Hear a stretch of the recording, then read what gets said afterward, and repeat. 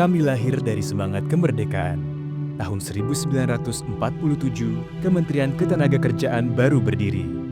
Tapi sejak awal, kami percaya masa depan bangsa ada di tangan para pekerja, pengusaha, dan pemerintahnya.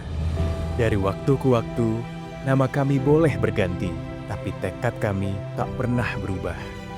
Membangun hubungan kerja yang adil, melindungi hak tenaga kerja, dan menciptakan iklim ketenagakerjaan yang sehat dan produktif bagi pekerja dan pengusaha.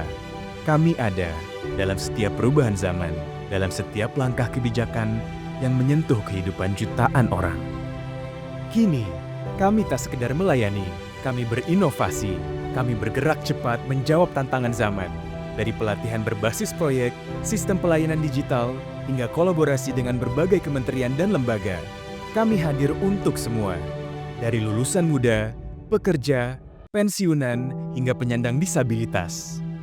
Di balik setiap program, ada semangat pegawai Kemnaker yang terus bertumbuh. Pegawai muda penuh semangat, pegawai senior penuh pengalaman. Bersama kami belajar, bersama kami melayani, bersama kami tumbuh. 78 tahun bukan sekedar angka. Ini adalah perjalanan.